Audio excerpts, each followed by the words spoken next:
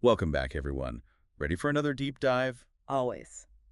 What are we exploring today? Well, today we're getting into the world of power dynamics. Ooh, sounds a little intense. It can be, but it's also fascinating. And to guide us, we've got Robert Greene's 48 Laws of Power. Ah, Greene. He doesn't shy away from the more Machiavellian side of human nature, does he? Not at all. Which is what makes it so interesting. Yeah. And a little unnerving sometimes, to be honest. Yeah, you start seeing these laws playing out everywhere. In the office, in relationships, even on reality TV. Exactly. Okay, so to kick things off, how about we give our listeners a little taste of what Greene's all about? What makes his approach to power so unique? Well, for one thing, he doesn't just preach from a mountaintop. He uses stories. Right. Tons of examples from history. Kings, emperors, con artists. Oh, yeah, he loves a good con artist story. They really illustrate the more cunning applications of these laws. Exactly. So we're not just going to be talking about abstract concepts. We're going to be seeing these laws in action, which makes it a lot more engaging and, frankly, a lot more fun. Definitely. All right, let's jump into the first law. Never outshine the master.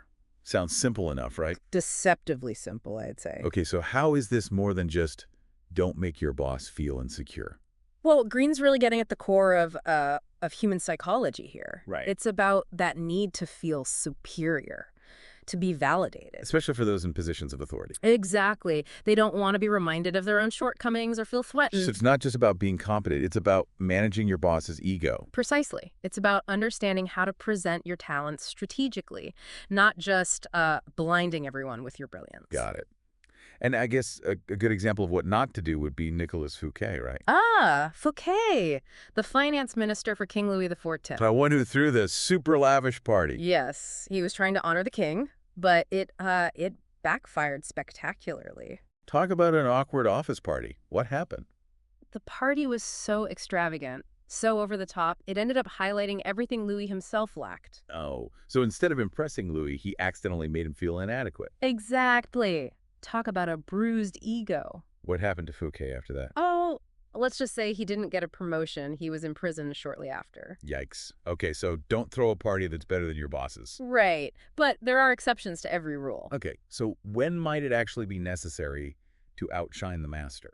Well, if your superior is weak or on the decline. Ah, so in those cases, playing it safe might actually be more dangerous. It can be, because a weak leader can be easily manipulated by those around them. Right. Okay, I'm starting to see the nuances here. It's not about blindly following orders. It's about understanding the power dynamics at play and adapting your approach accordingly. Exactly. It's about observation and strategy. Okay, on to law number 2. Never put too much trust in friends. Learn how to use enemies. This one sounds a bit more ruthless. It does, doesn't it? So Greene is saying we shouldn't rely on our friends. It's not about being a loner, but it's about recognizing that friendships, even close ones, can be complicated. Especially when power dynamics are involved. Exactly. Yeah. Envy, competition, shifting circumstances, it can all strain a friendship. Okay, I get that part. But how can you possibly UE an enemy to your advantage? Well, think of Otto von Bismarck.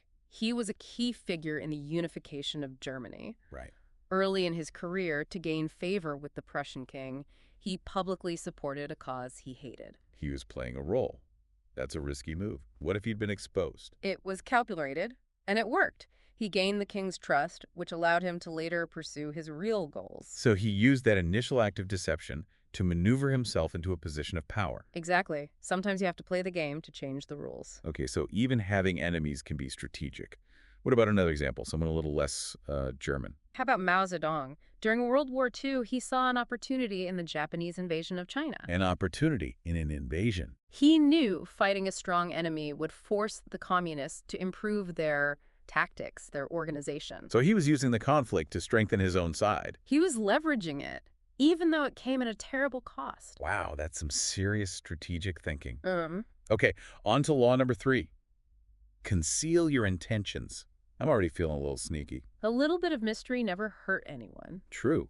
So Greene is basically saying, keep your cards close to your chest. It's about being strategic, calculated, not letting your emotions get in the way. And I guess this is where the con artists come in handy, right? Oh, absolutely. Green loves those stories. Like Yellow Kid Wow. Oh, yes, Weil. He was a master at disguising his true motives. The one who tricked that businessman into investing in the fixed boxing match. Exactly. Giesel, I think his name was. Roy Giesel. Weil completely played him. He played on his greed, his fear. He made Giesel think he was getting this incredible insider deal. And all the while, Weil was just setting him up to take a fall. It's a classic con. Okay, so this law is all about deception, right? But how do you avoid being known as, well, a liar? That's the key. You don't want to be predictable. Okay, so choose your moments carefully. Like, you might use deception to win a negotiation, but you wouldn't want to be known as someone who constantly lies and cheats. Right. Think about Emperor Haile Selassie of Ethiopia. The one who faced off against that warlord, Balcha. Yes. Selassie knew Balcha was ruthless. So what did he do? Hire a hitman. No, he did the opposite. He acted vulnerable, harmless. He showered Balcha with respect, even allowing songs praising him at a banquet. He was playing the humble servant. That's a bold move. It was a gamble, but it paid off.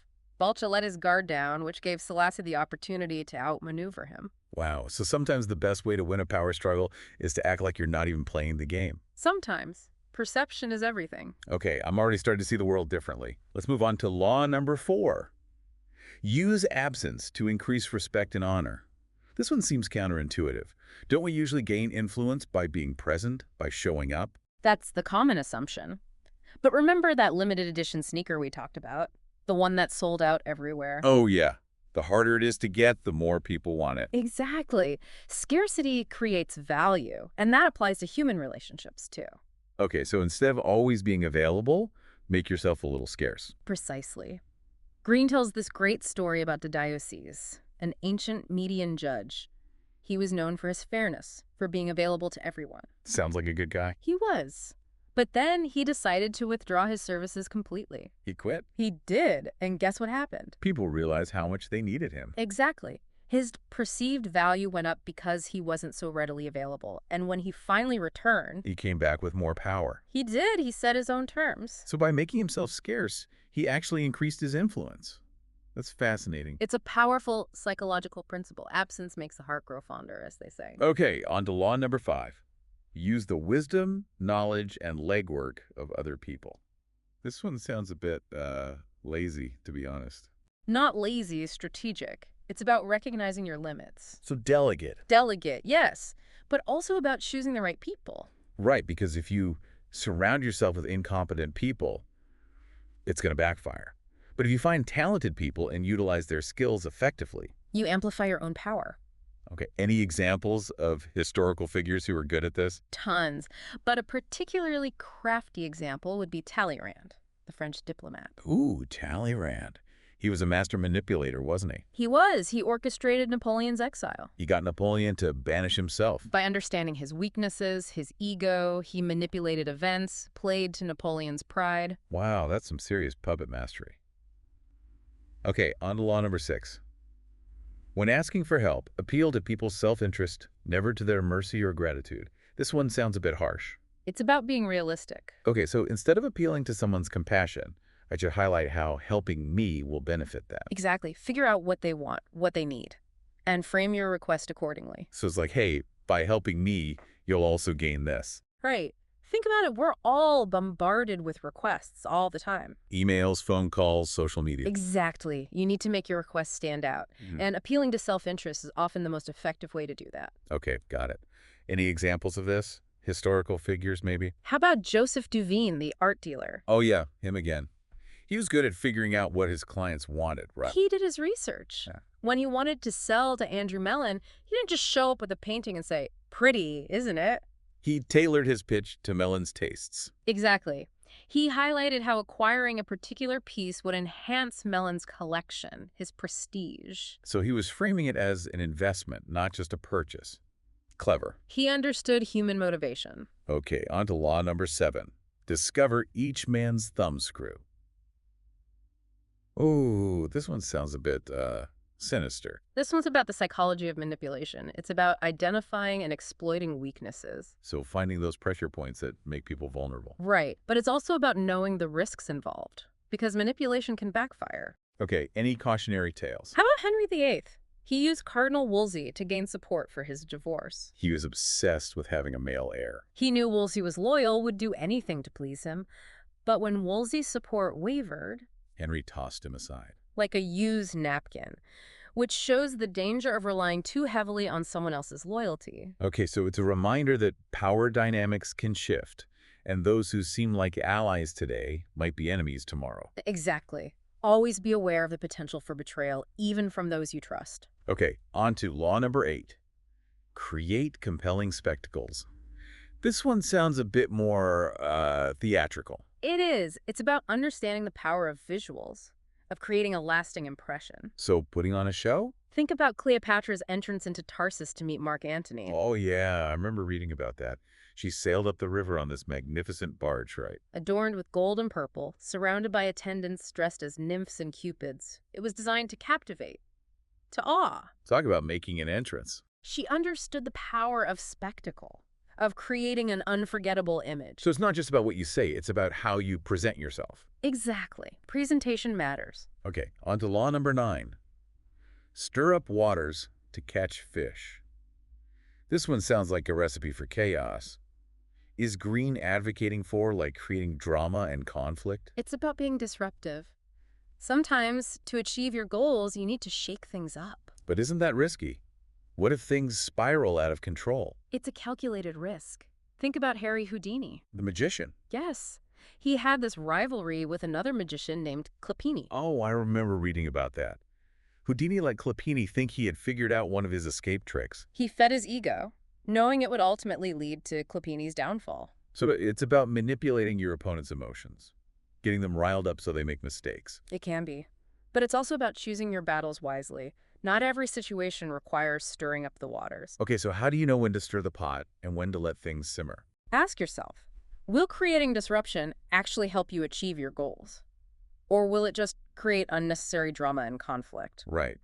Sometimes the best way to win is to simply stay calm and let your opponent self-destruct. Exactly. Okay, on to law number 10. Despise the free lunch. This one sounds like something my grandmother would say. It's age-old wisdom for a reason. So Greene is basically saying, don't trust anyone who offers you something for nothing. Think about Philip Arnold and John Slack, the con men who pulled off that diamond mine hoax. Oh yeah, they lured investors with promises of easy riches. They played on people's greed, their desire for a shortcut to wealth. And it worked. For a while at least. But those get-rich-quick schemes rarely end well. Right, there's always a hidden cost, a catch. So this law is a reminder to be wary of anything that seems too good to be true. Exactly. There's no such thing as a free lunch. Okay, that's 10 laws down, and we're already seeing the world through a whole new lens. Are you ready for more? Bring it on. Ready to dive back into Greene's world. Absolutely. My mind is already buzzing with all these laws of power. It's like I'm seeing them everywhere. I told you. You start noticing them once you're aware of them. It's kind of freaky, actually. It is. Okay, on to law number 11. Learn to keep people dependent on you. So this is about creating a loyal following, turning people into your, devoted subjects. It's not about being a dictator. It's about making yourself indispensable. Okay, so how do you do that? By providing something valuable, something people need, something they can't get anywhere else. So becoming the go-to person, the one everyone relies on. Exactly. Think about the IT person at your office who can fix any computer problem. Oh yeah, they're like wizards. Everyone panics when they're on vacation. Exactly. They have a certain power because they're indispensable. Okay, I can see how that applies to, specific skills or knowledge. But what about in more general sense? How do you make yourself indispensable in, say, a social or political context? Well, Greene talks about King Darius of Persia. He owed his throne to a man named Silason. What did Silason do? Save his life or something? Not quite. Years earlier, he'd given Darius a beautiful cloak. Just a simple act of kindness. And that came back to help him later. Big time.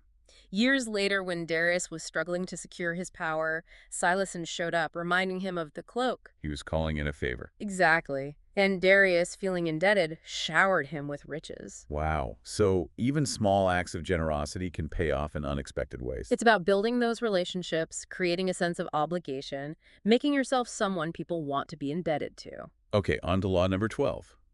Use selective honesty and generosity to disarm your victim. This one sounds a bit manipulative, doesn't it? It's about strategy. You're not being dishonest, you're being strategic with your honesty. Okay, I'm not sure I follow. Imagine a con artist who, after gaining their victim's trust, suddenly confesses to a small lie they told earlier. Wait, why would they do that? It disarms the victim, makes them think, oh, they're being honest with me now, so everything else must be true. So it's like a calculated act of vulnerability. Exactly. You're giving up something small to gain something much bigger. Okay, any historical examples of this? Preferably ones that don't involve con artists. How about Kuriyama Daisen, the Japanese samurai? He wanted this specific tea bowl owned by his friend, but he knew a direct request would be refused. Too awkward. Right. So he arranged for another friend to discover the tea bowl and offer an exorbitant price for it. The owner, flattered, sold it, and then that friend gifted it to Daisen. Wow, that's sneaky, but also pretty clever. He orchestrated the whole thing, and no one felt manipulated. Okay, on to law number 13. When asking for help, appeal to people's self-interest, never to their mercy or gratitude. Wait a minute, haven't we already covered this one? Yes, but it's so important that Greene repeats it. He really wants to drive this point home. Okay, so it's like a double dose of self-interest. We get it. People are motivated by what benefits them. Anything else to add here? Just a reminder that it's about understanding what the other person wants, what their goals are, their fears. Once you understand that, you can frame your request in a way that aligns with their self-interest. Got it. On to law number 14. Pose as a friend, work as a spy.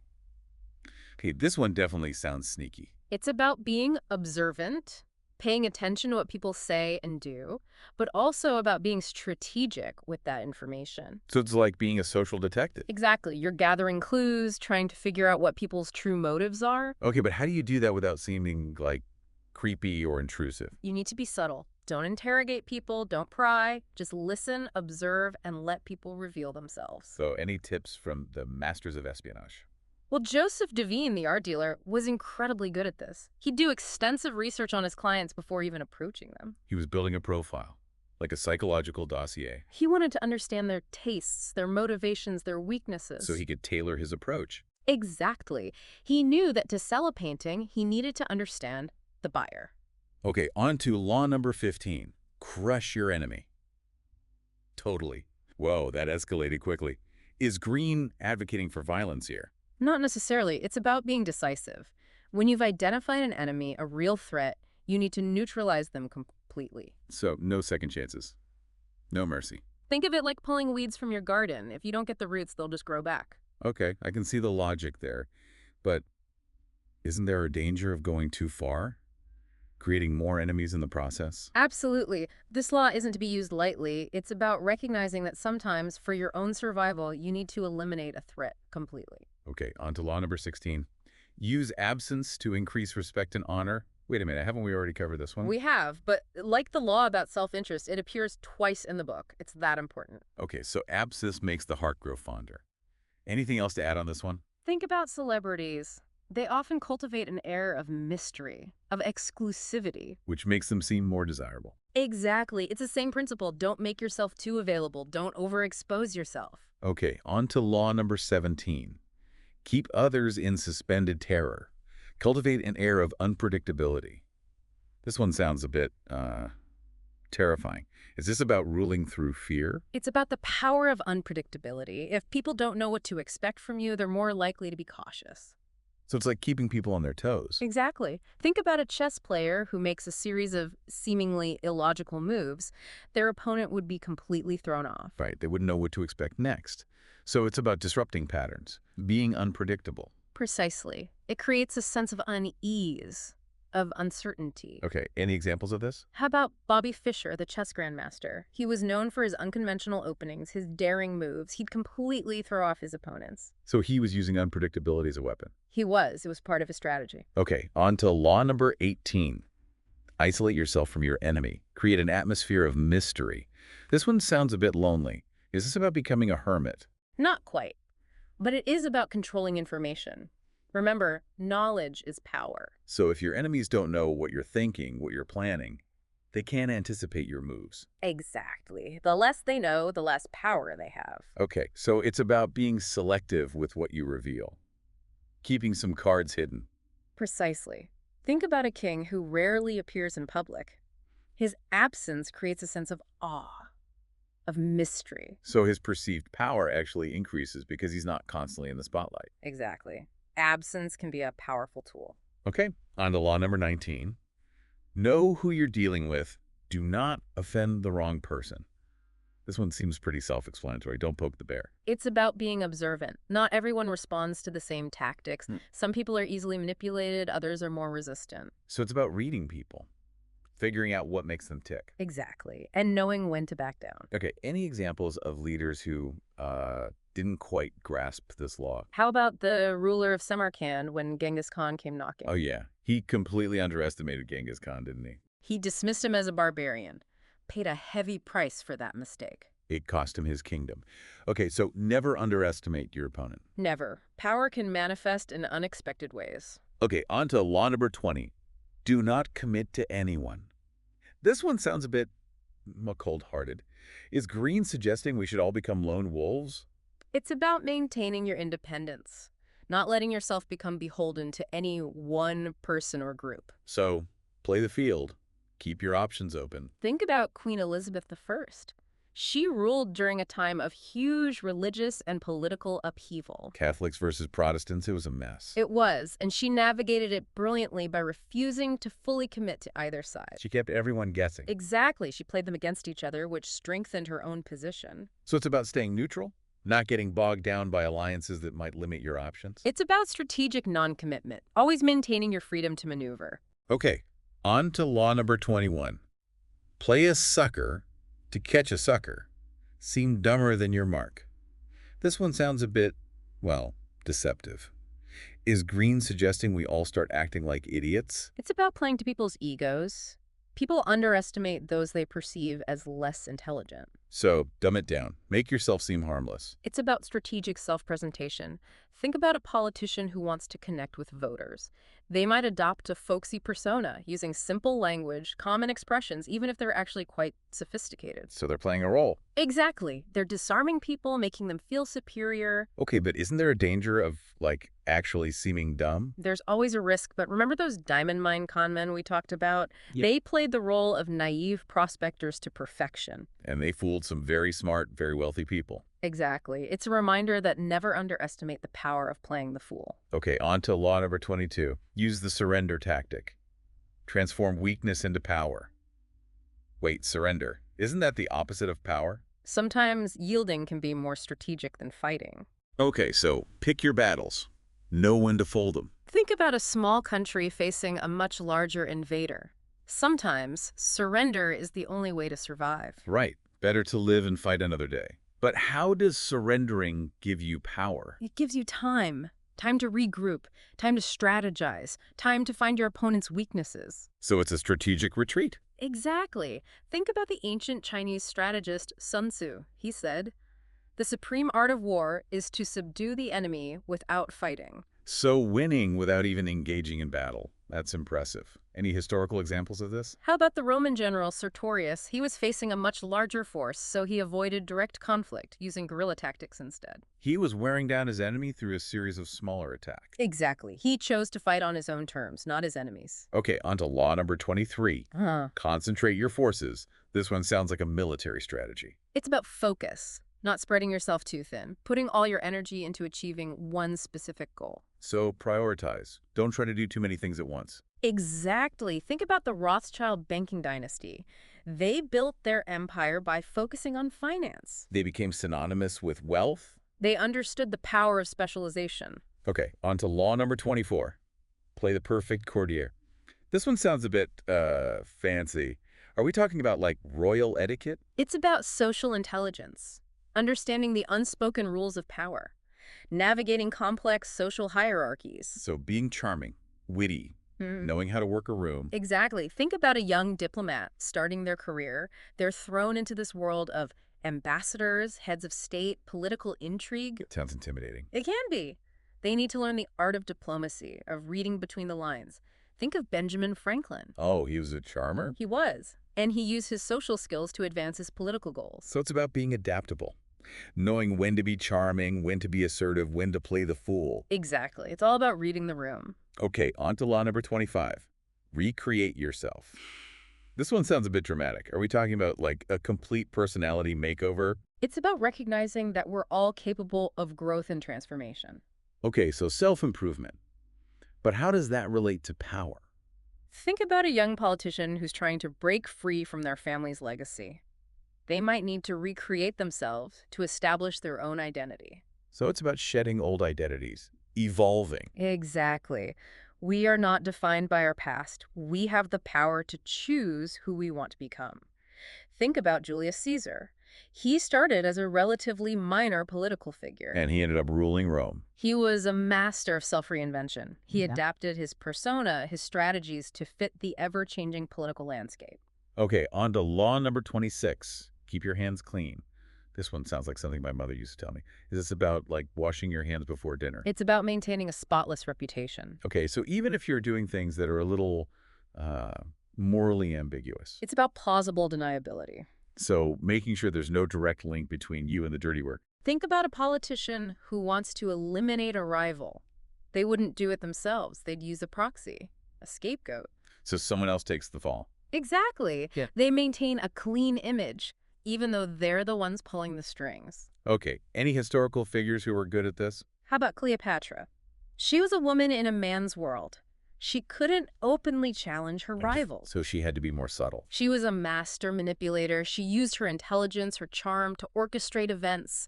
She'd make it look like her rivals were acting against Rome's interests, which led to their downfall. Wow, so she was playing the long game. She was. She understood that in the game of power, perception is everything. Okay, on to law number 27. Play on people's need to believe to create a cult-like following. Ooh, this one sounds a bit, well, cultish. It's about understanding the power of belief. People crave meaning, purpose, especially in times of uncertainty. So if you can offer people something to believe in, a vision for a better future. They'll follow you. Think about charismatic leaders throughout history. They often offer simple solutions to complex problems. Right, they tack into people's hopes and fears. Exactly. And that can be incredibly persuasive. But also dangerous, right? Absolutely. This law has some serious ethical implications. It's important to be aware of the potential for manipulation. Okay, on to law number 28. Enter action with boldness. This one sounds more like a motivational poster than a law of power. It's about the power of decisiveness. Confidence. People are drawn to those who act boldly. So fake it till you make it. It's about believing in yourself and your vision. Okay, any examples of, like, extreme boldness? How about the con man who tried to sell the Eiffel Tower? Wait, what? He tried to sell the Eiffel Tower. Victor Lustig, his name was. He acted with such confidence, such audacity, he almost pulled it off. Wow, so boldness can be incredibly persuasive, even when it's completely outlandish. Exactly. It can make people believe things that seem impossible. Okay, on to law number 29. Plan all the way to the end. This one sounds very practical. So it's about being prepared, having a plan B. It's about strategic thinking, anticipating obstacles, thinking several moves ahead. So like playing chess. Exactly. A good chess player doesn't just focus on their next move, they consider all the possible counter moves their opponent might make. But isn't there a danger of overthinking? Of getting paralyzed by indecision? There is. Planning is important, but you also need to be adaptable, willing to change course if necessary. Okay, so it's about finding that balance between having a plan and being flexible enough to adapt to unexpected situations. Think about the American Revolution. The Founding Fathers had a clear vision for independence, but they also had to be incredibly adaptable to achieve it. Right, they had to adjust their strategies as the war progressed. Okay, on to law number 30. Make your accomplishments seem effortless. So this is about, like, hiding the sweat and tears, making it look like you just woke up one morning and achieved greatness.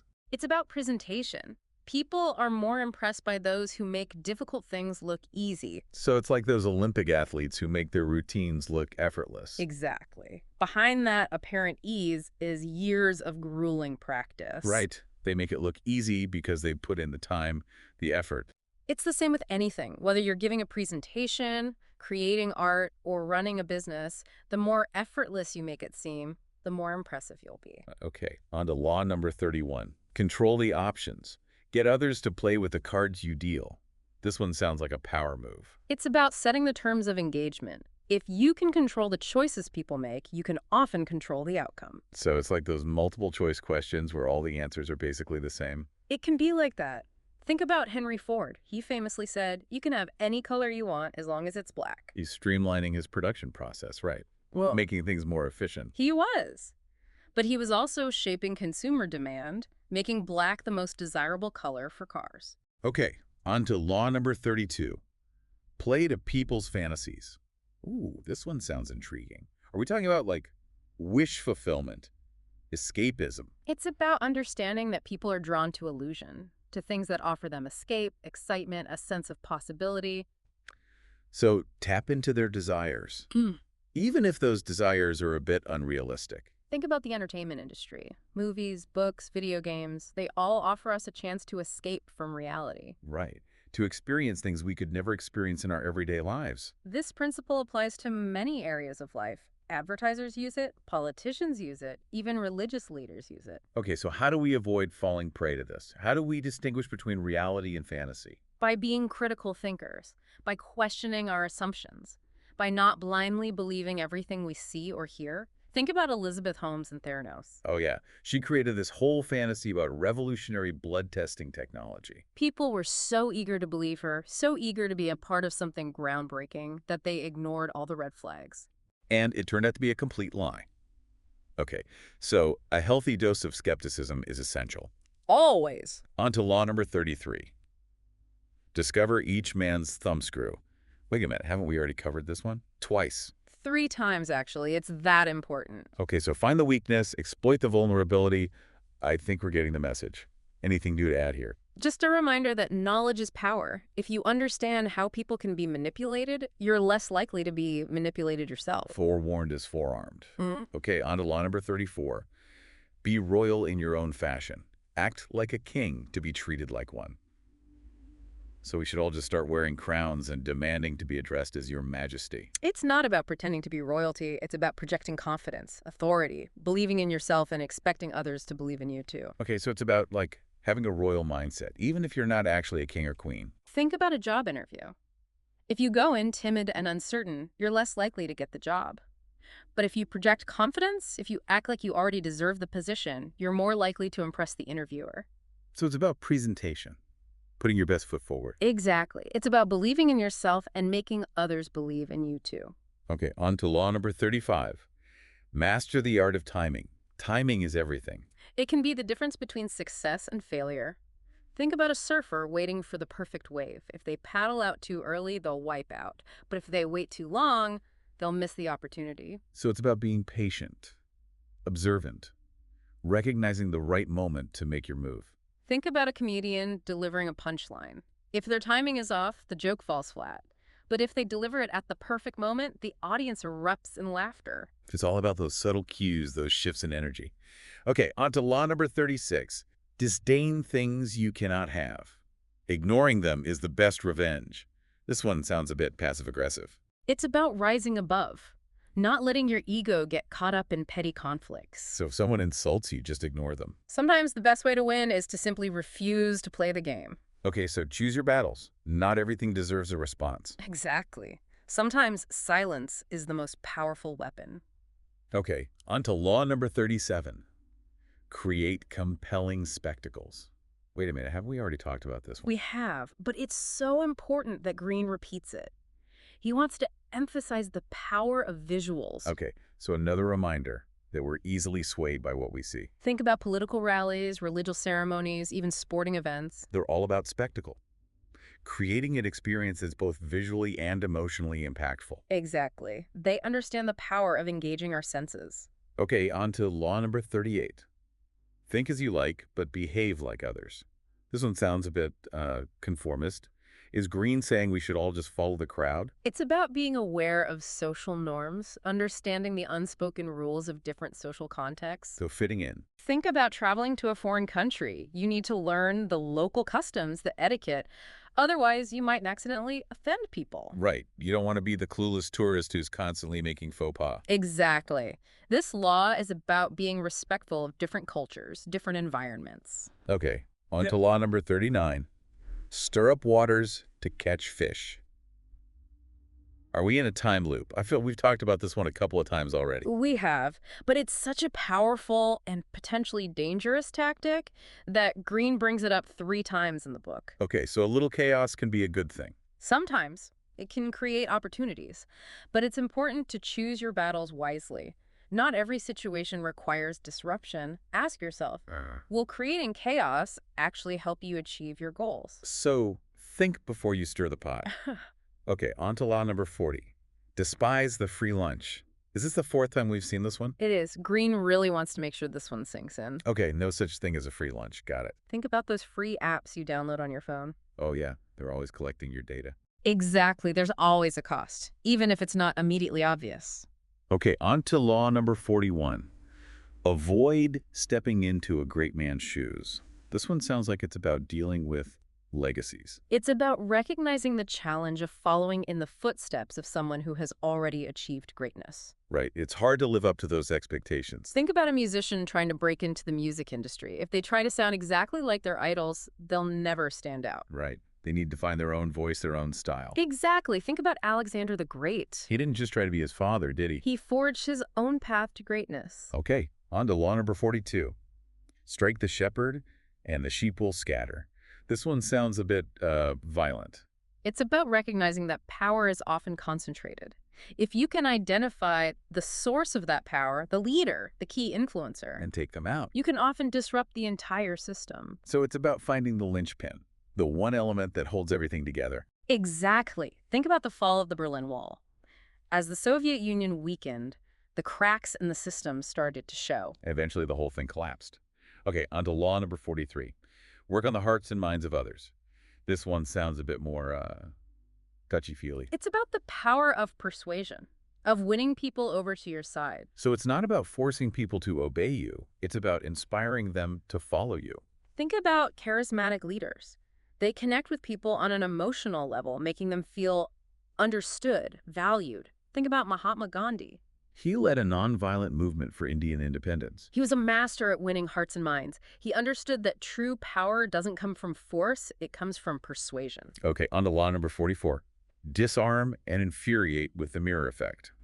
Okay, I have no idea what this one means. It's about reflecting someone's behavior back at them. So if someone is yelling at you, you yell back at them. Not necessarily. It's about being more subtle. Think about someone who's constantly complaining. Instead of arguing with them, you could simply agree with them, even exaggerate their complaints. So you're playing into their negativity. Sometimes when people see their own behavior reflected back at them, it makes them realize how ridiculous they're being. So you're holding up a mirror to their own bad behavior. Exactly. It can be a powerful way to disarm someone or to expose their hypocrisy. Okay, on to law number 45. Preach the need for change, but never reform too much at once. This one sounds like it's about, managing expectations. People are resistant to change, especially if it's big and sudden. So take it slow. Introduce change gradually. Exactly. Think about a company going through a major restructuring. If the changes are too drastic, too sudden, people will resist. You need time to adapt. They do. So introduce those changes incrementally. Explain the rationale behind them. Celebrate the small wins along the way. Okay, so make people feel like they're part of the process, not just victims of it. Okay, on to law number 46. Never appear too perfect. Wait, don't we always want to present our best selves to the world? This law is about the power of vulnerability. People are suspicious of those who seem too perfect, too flawless. So let your guard down a little. Show your human side. Think about those perfectly curated social media profiles you see online. Everyone looks happy, successful, beautiful, but it's all an illusion. Right. It's not real life. And people can sense that. They can, and it makes them less likely to trust you or connect with you. Okay, so be authentic. Don't be afraid to show your flaws. Exactly. It makes you more relatable, more human. Okay, on to law number 47. Do not go past the mark you aimed for. In victory, learn when to stop. This one sounds like it's about knowing when to quit while you're ahead. It is. It's about self-control, recognizing when you've achieved your goal and not getting greedy. So don't push your luck. Think about a gambler who has had a winning streak at the casino. They keep playing, keep raising the stakes until they lose everything. Right, they let their ego get the best of them. This principle applies to all areas of life. Know when to stop, celebrate your victories, and then move on. Don't overreach. Okay, we've made it to the final law. Law number 48. Assume formlessness. This one sounds a bit abstract. It's about adaptability, being like water. Water? Water has no fixed form. It adapts to any container. It flows around obstacles. So be flexible. Go with the flow. Exactly. The world is constantly changing. If you're too rigid, too attached to old ways of doing things, you'll get left behind. Okay, so embrace change. Embrace change, be adaptable, and you'll be unstoppable. Ethel. It is. It's about recognizing that there are moments when decisive action is required, when hesitation can be fatal. Think about a young entrepreneur pitching their business idea to potential investors. If they're hesitant, if they lack confidence, the investors will sense it and they'll be less likely to invest. So it's about projecting an aura of certainty, even if you have doubts swirling inside. Fake it till you make it. It's about believing in yourself and your vision. If you don't believe in yourself, how can you expect others to? Think about Count Victor Lustig, the infamous con man. He once convinced a group of businessmen that he could sell them the Eiffel Tower. Wait, he tried to sell the Eiffel Tower. That's outrageous. He did, and he almost got away with it. He understood the power of boldness.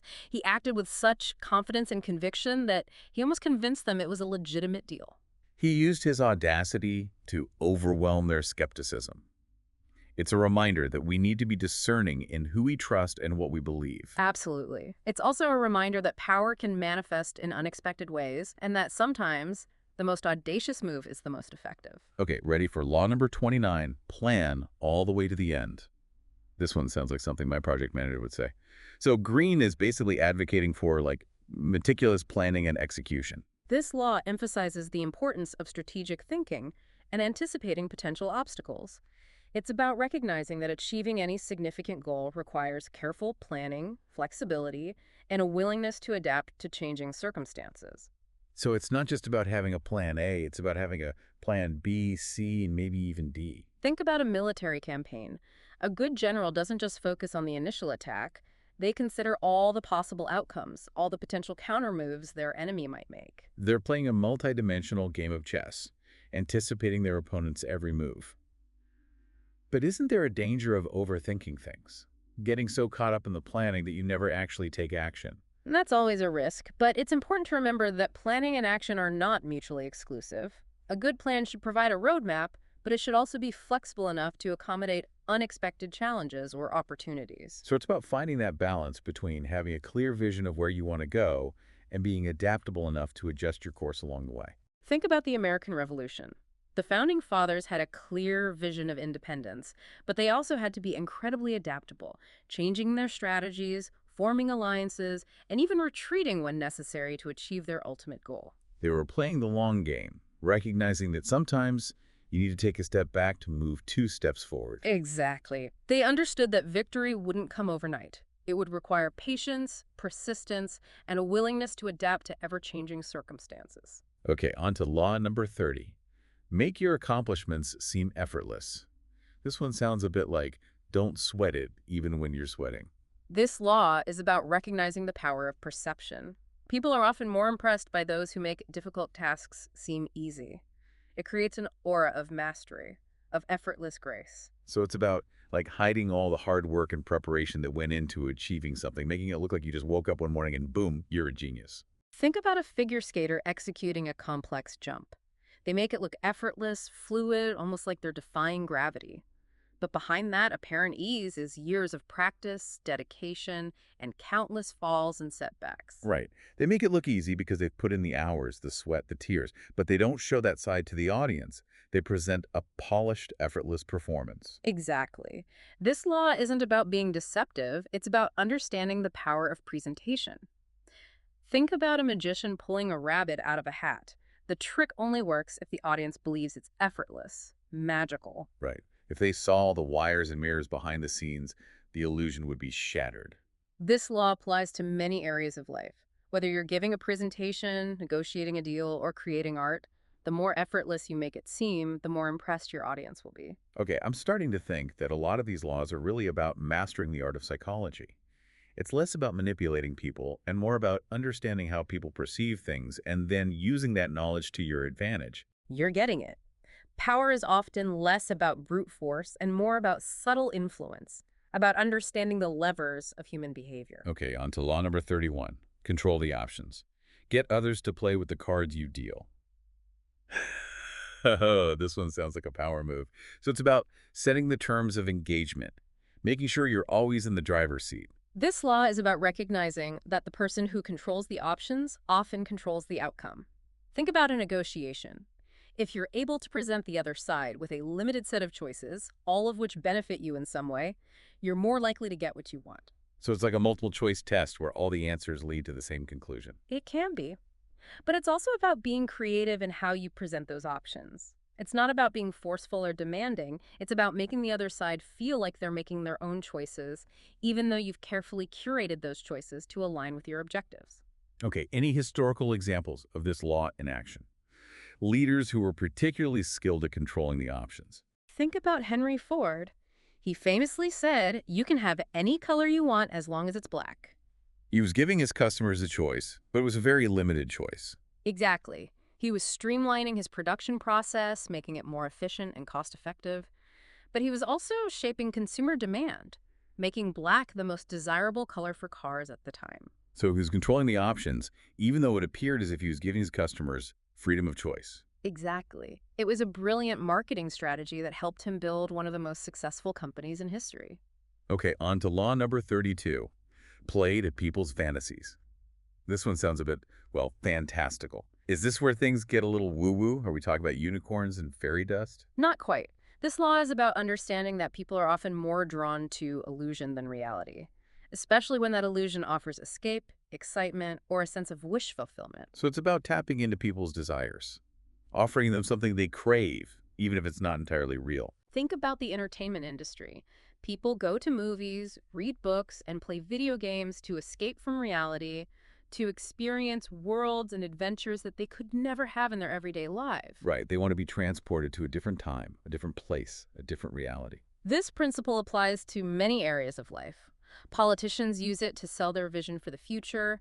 Advertisers use it to make their products seem more desirable. Even religious leaders use it to offer hope and solace in the face of adversity. So it's about creating a compelling narrative, a story that people want to believe in, even if it's not entirely true. Think about Elizabeth Holmes, the founder of Theranos. She created this incredibly compelling story about a revolutionary new blood testing technology that would change the world. People were so eager to believe her, so eager to be a part of something transformative, that they overlooked the fact that her claims were completely unsubstantiated. Right. She tapped into people's desire for innovation, for progress, for a better future, even though it was all built on a lie. This law is a reminder that we need to be critical thinkers, to question our assumptions, and to be wary of those who offer us easy answers or promises that seem too good to be true. Okay, on to law number 33. Discover each man's thumbscrew. Wait a minute, haven't we already covered this one? Is this another repeat? Yes, this is the third time this law appears in Greene's book. Clearly, he considers this one of the most powerful and important principles in the realm of power dynamics. Okay, so a triple dose of find the weakness, exploit the vulnerability. We get it, Mr. Greene. People have weaknesses, and those weaknesses can be used against them. But we've already discussed this. Why is he bringing it up again? It's a reminder that understanding human psychology, particularly the darker side of human nature, is essential for anyone seeking to navigate the treacherous waters of power. So it's not about being a manipulator, it's about protecting yourself from being manipulated. Think about it this way. If you understand how people can be manipulated, you're less likely to fall prey to those who would use these tactics against you. Okay, so knowledge is power, even when that knowledge is a bit unsettling. Exactly. And this particular law is about recognizing that everyone, no matter how powerful or seemingly invincible, has a weakness, a vulnerability, a pressure point that can be exploited. So it's about knowing where to look, what signs to watch for, how to spot those subtle cracks in a person's armor. Exactly. And once you've identified those weaknesses, you can choose to exploit them for your own gain, or you can use that knowledge to protect yourself from those who might seek to do the same. Okay, on to law number 34. Be royal in your own fashion. Act like a king to be treated like one. This one sounds a bit, well, presumptuous, doesn't it? Like, who am I to act like a king? This law is about recognizing the power of self-belief and projecting an aura of confidence and authority. So it's about, like, faking it till you make it. acting like you're already the most powerful person in the room, even if you're not. It's not about being arrogant or conceited. It's about carrying yourself with dignity, treating others with respect, and expecting to be treated with respect in return. So it's about setting the bar high, expecting the best from yourself and others. Think about a job interview. If you go into the interview with a timid, uncertain demeanor, you're less likely to get the job. But if you project confidence, if you make the interviewer believe that you're the best candidate for the position, you're more likely to succeed. So it's about putting your best foot forward, presenting yourself in a way that inspires confidence and respect. Exactly. It's about recognizing that how you carry yourself, how you present yourself to the world, has a huge impact on how others perceive you and treat you. Okay, but how do you avoid seeming arrogant or entitled? There's a fine line between confidence and, well, just being a jerk. It's about finding that balance. This law isn't about being superior to others. It's about recognizing your own worth and expecting others to recognize it as well. Okay, on to law number 35. Master the art of timing. This one seems pretty self-explanatory. Everything has its moment, right? This law emphasizes the importance of patience, observation, and recognizing the right moment to act. So it's about knowing when to strike, like when the iron is hot. Think about a surfer waiting for the perfect wave. They observe the ocean, studying the patterns, waiting patiently for the right moment to paddle out and ride the wave. If they jump in too early, they'll wipe out, and if they wait too long, they'll miss the opportunity. Exactly. Timing is everything in many areas of life, whether it's launching a new product, negotiating a deal, or even asking someone out on a date. So it's about being observant, paying attention to the subtle cues that signal the right moment to make your move. Think about a comedian delivering a punchline. If their timing is off, the joke falls flat. But if they deliver it at the perfect moment, the audience erupts in laughter. Okay, I can see how timing can be the difference between success and failure.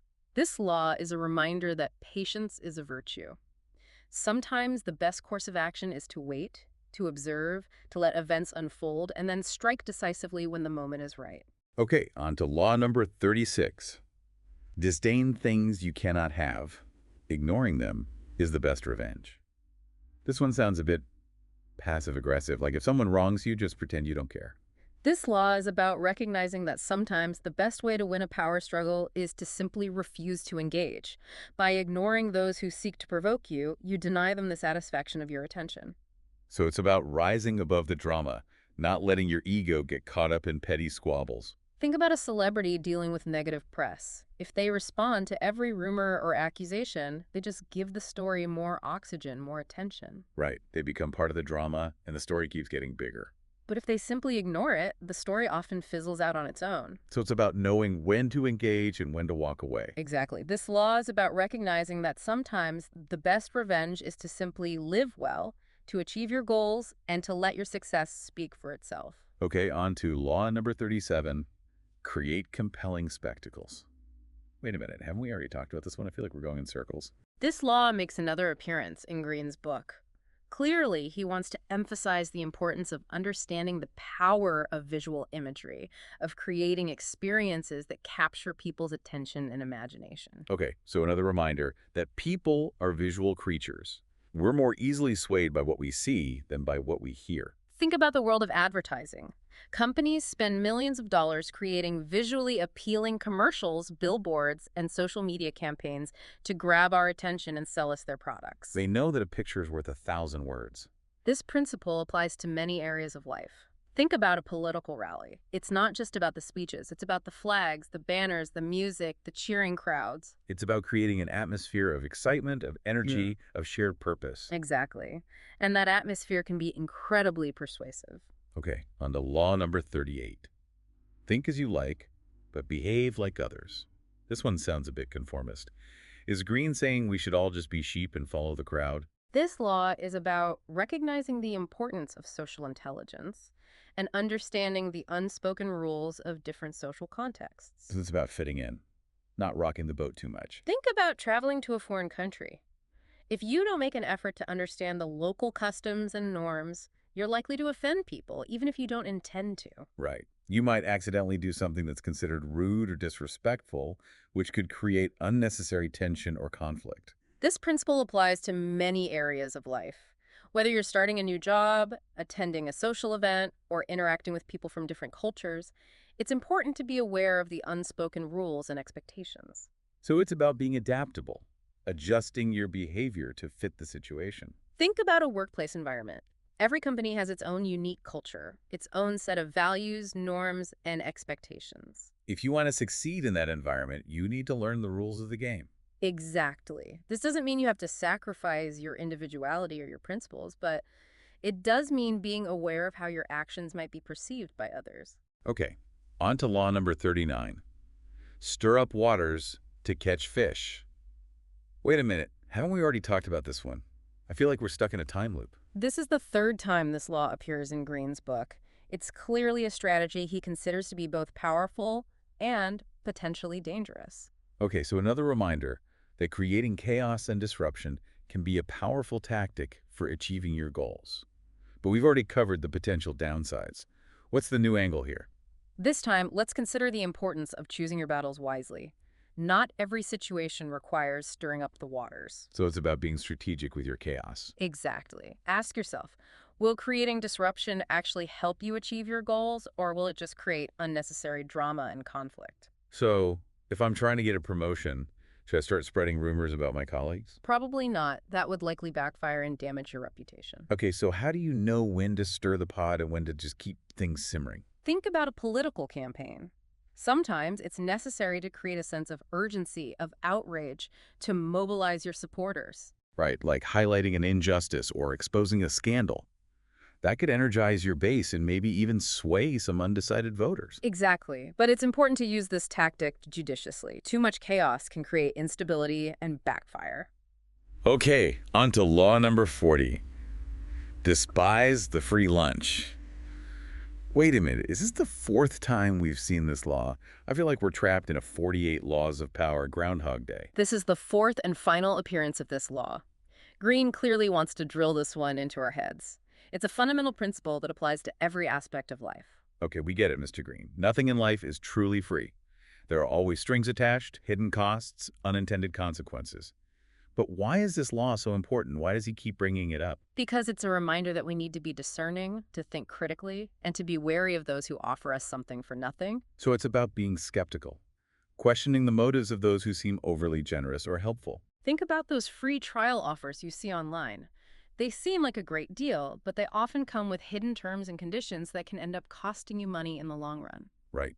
You sign up for a free month, and then suddenly you're getting charged a monthly fee, and it's a hassle to cancel. They get you hooked. This principle applies to relationships as well. Be wary of those who are always doing favors for you, who seem overly eager to please. They often have ulterior motives. Okay, so trust your gut. If something feels too good to be true, it probably is. Exactly. This law is about protecting yourself from manipulation, about recognizing that every decision, every interaction has a cost, even if that cost isn't immediately apparent. Okay, on to law number 41. Avoid stepping into a great man's shoes.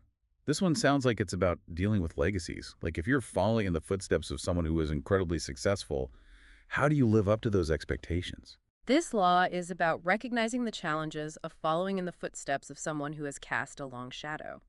It's about understanding that trying to imitate or replicate their success can often lead to disappointment and failure. So it's about forging your own path, finding your own unique way to shine.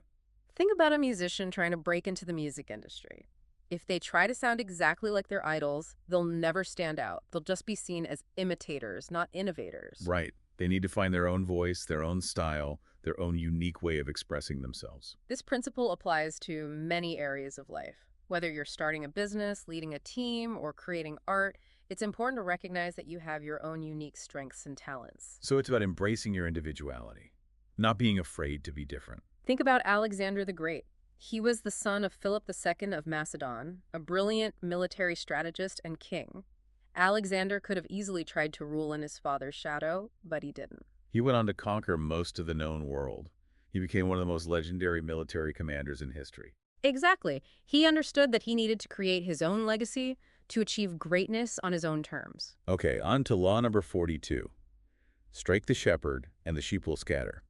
This one sounds a bit brutal. Is this about like taking out the leader to destabilize the entire group? This law is about recognizing that power often flows from a central source.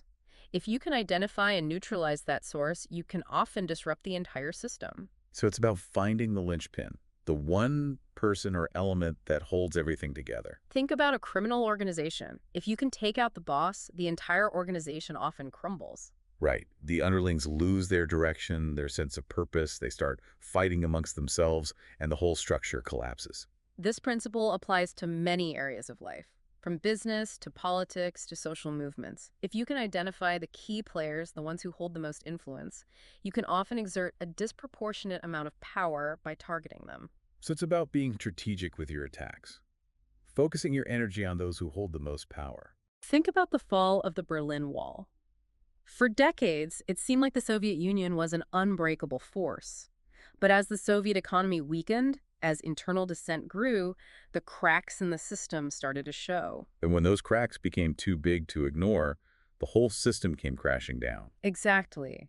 This law reminds us that even the most powerful structures are vulnerable if you know where to strike. Okay, on to law number 43, work on the hearts and minds of others. This one sounds a bit more touchy-feely.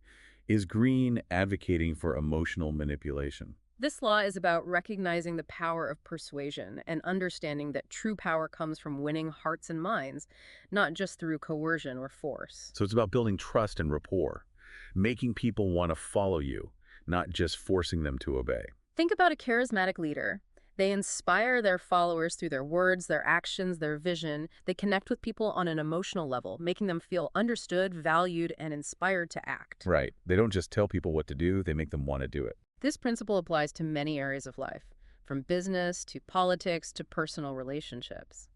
If you want to influence people effectively, you need to understand their needs, their aspirations, their fears, and their values. So it's about empathy, putting yourself in other people's shoes and seeing the world from their perspective. Think about Mahatma Gandhi. He led a non-violent movement for Indian independence against one of the most powerful empires in the world, the British Empire.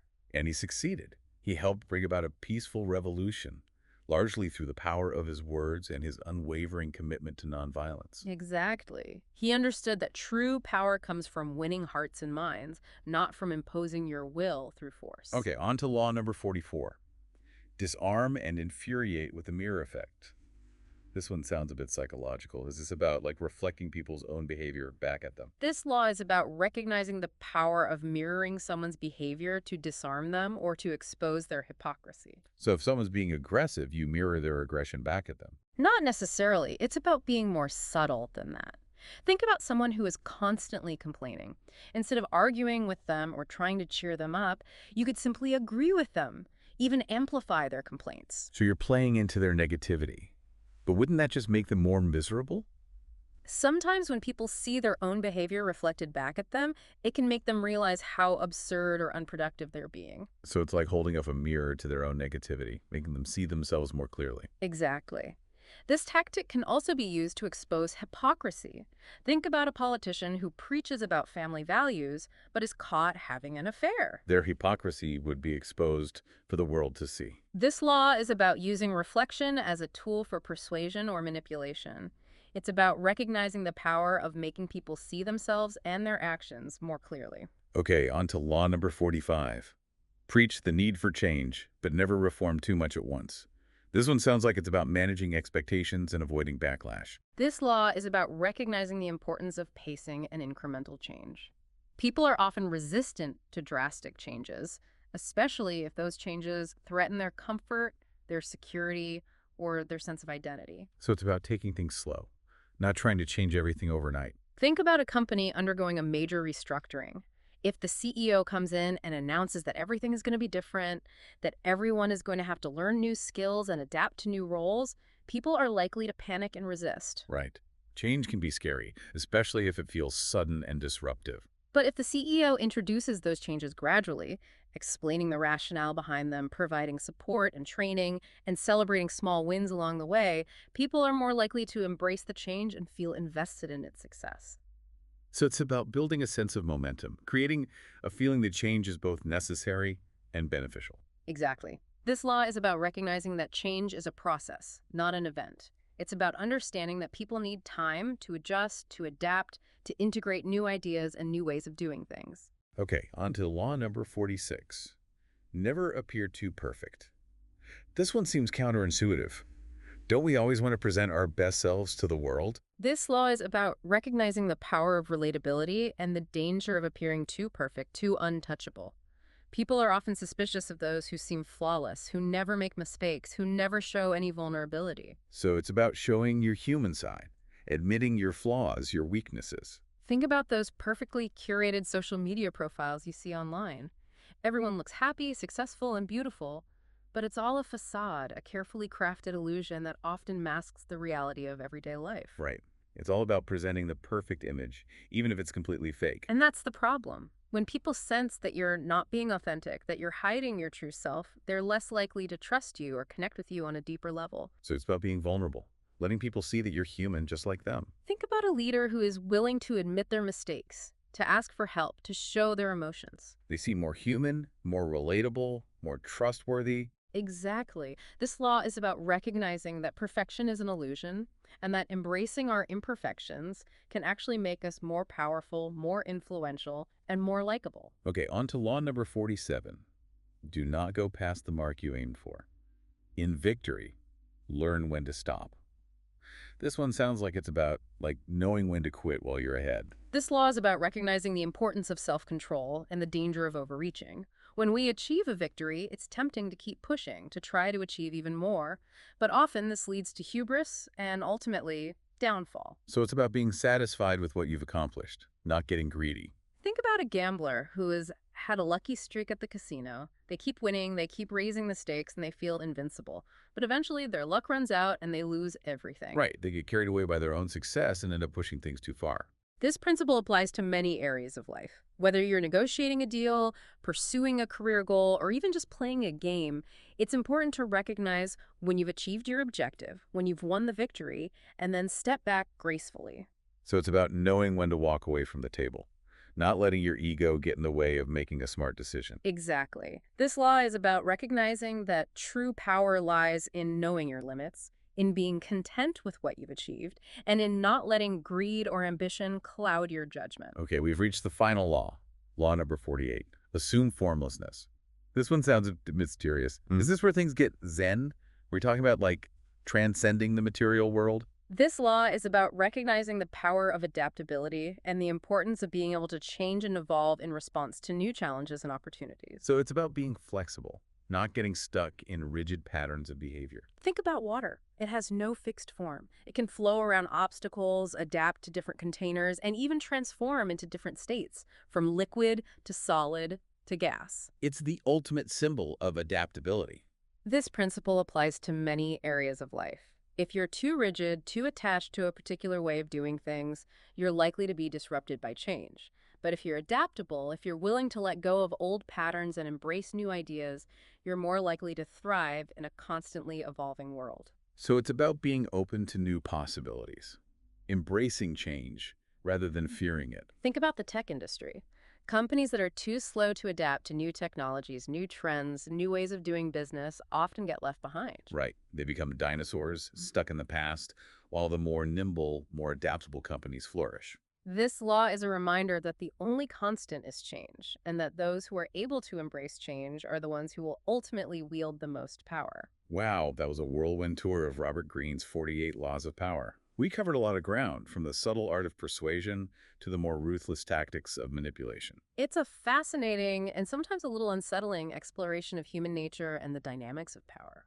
It definitely makes you see the world in a new light. So, to our listeners out there, which of these laws resonated with you the most? Have you seen them playing out in your own lives? And more importantly, how can you use this knowledge to achieve your goals, to protect yourself from those who might seek to use these tactics against you? Power is a tool. It can be used for good or for evil. It's up to each of us to decide how we wield it. And remember, sometimes the most powerful move is knowing when to step back, when to let go, when to simply observe and learn. Until next time, stay sharp, stay curious, and as always, thanks for joining us on this deep dive.